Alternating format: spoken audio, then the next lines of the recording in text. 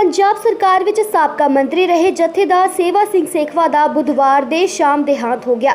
जथेदार सेवा सिंह सेखवा लंबे समय तो बीमार चल रहे सन। सेवा सिंह सेखवा के देहांत बारे जानकारी मिलते ही जिले गुरदासपुर के पिंड सेखवा विखे अते समर्थकों विच शोक की लहर दौड़ गई।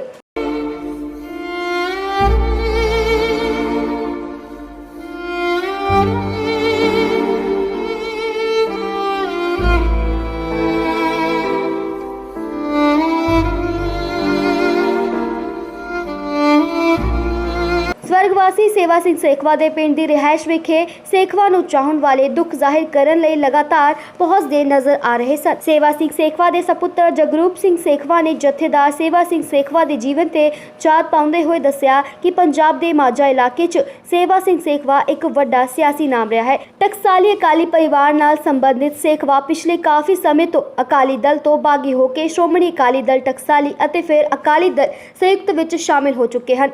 इन्हां दे पिता उजागर सिंह सेखवा पुराने टकसाली आगू सन।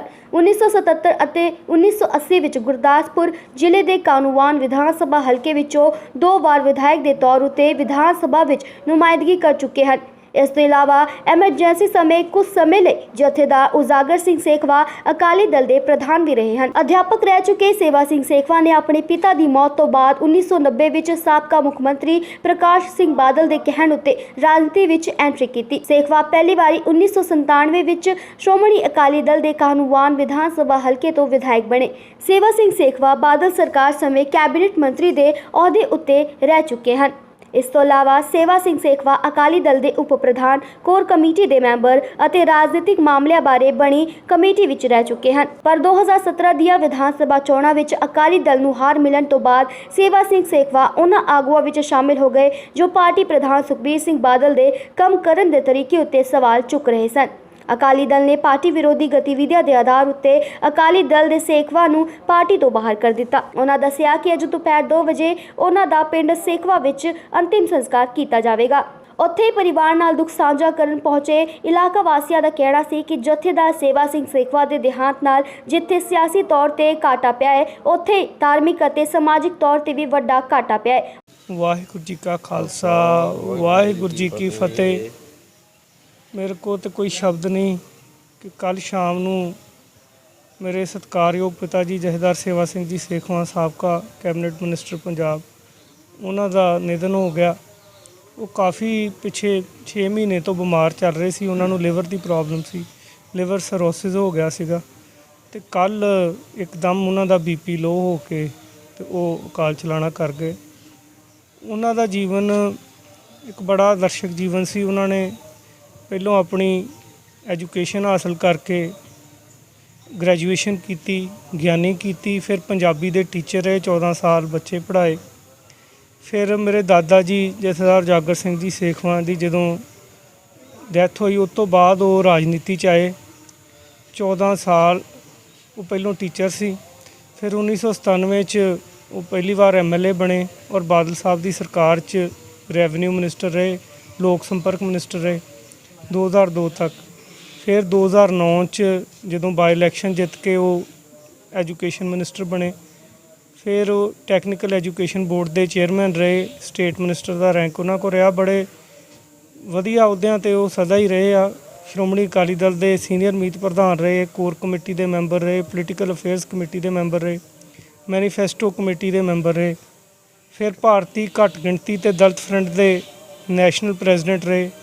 फिर जिहड़ी ट्रांसपोर्ट यूनियन अपना ਉਹਦੇ फिर श्रोमणी कमेटी के बहुत लंबे समय तो मैंबर चले आ रहे हैं, हुण भी मौजूदा मैंबर सीगे।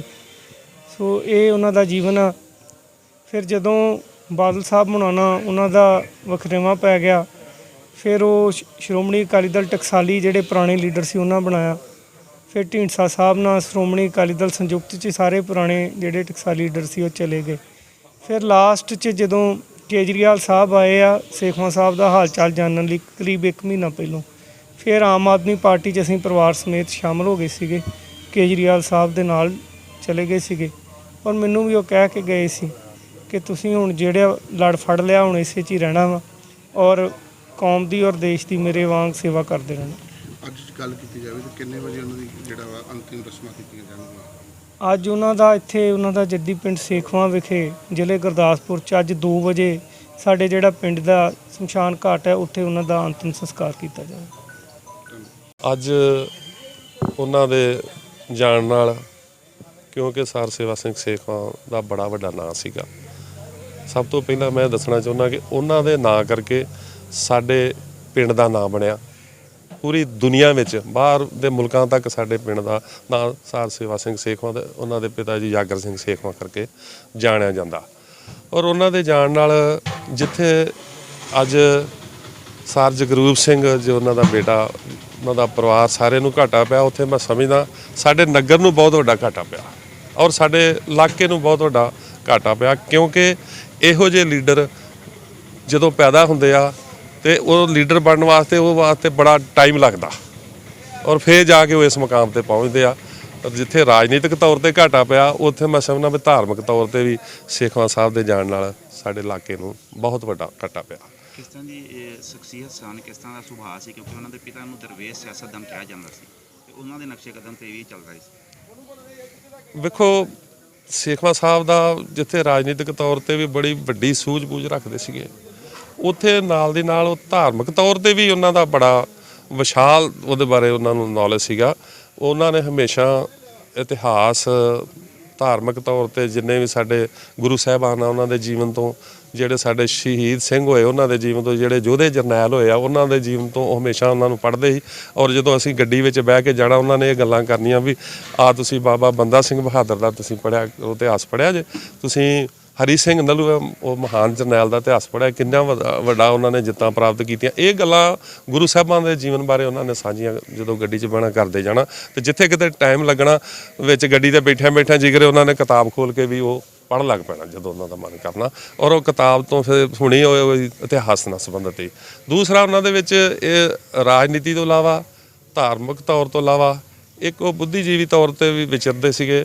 ਉਹਨਾਂ ਨੇ ਇੱਕ ਸੀਰੀਅਲ ਇੱਕ ਨੂਰ ਤੁਰਿਆ, ਉਹ ਜਿਹੜਾ ਸੀਰੀਅਲ ਆ ਦੂਰਦਰਸ਼ਨ ਦੇ ਉੱਤੇ ਰਿਲੇ ਹੁੰਦਾ ਰਿਹਾ, ਉਹ ਵੀ ਉਹਨਾਂ ਦਾ ਲਿਖਿਆ ਸੀ। ਇਸੇ ਤਰ੍ਹਾਂ ਉਹਨਾਂ ਨੇ ਹੋਰ ਵੀ ਅਖਬਾਰਾਂ 'ਚ ਆਰਟੀਕਲ ਲਿਖਣੇ, ਵੱਖ-ਵੱਖ ਵਿਸ਼ਿਆਂ ਤੇ ਲਿਖਣਾ, ਰਾਜਨੀਤਿਕ ਤੌਰ ਤੇ ਲਿਖਣੇ, ਜਿਹੜੇ ਦੂਸਰੇ ਵਿਸ਼ੇ ਹੋਣੇ ਆ ਸਮਾਜਿਕ ਬੁਰਾਈਆਂ ਨੂੰ ਦੂਰ ਕਰਨ ਵਾਸਤੇ ਜਿਹੜੇ, ਉਹਨਾਂ ਦੇ ਉੱਤੇ ਵੀ ਉਹਨਾਂ ਨੇ ਆਰਟੀਕਲ ਲਿਖਣੇ।